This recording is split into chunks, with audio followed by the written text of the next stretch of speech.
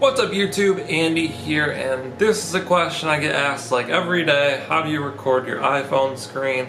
I have another channel called Tap Lab where I do daily videos on like mobile apps, tips, tricks, reviews, etc. And I do this every day, so I'm going to show you how I do it.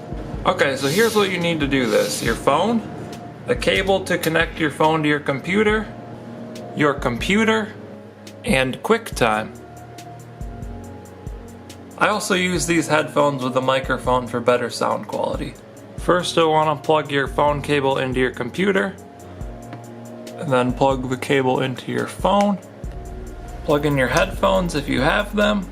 Now that you're all set up, you can open up QuickTime, go to File, New Movie Recording, and it will give you this screen.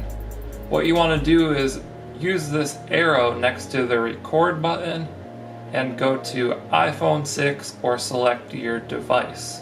Once you select your device, it will reformat the video, and now you're recording your phone screen. There's also options for the microphone. So I'm using external microphone, which basically means my computer microphone.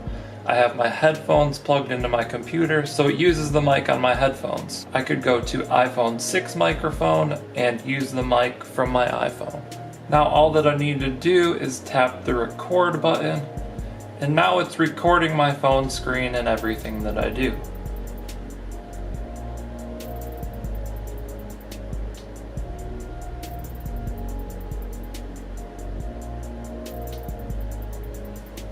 And then once you're done recording, you can hit the stop button and it will show your recording right here.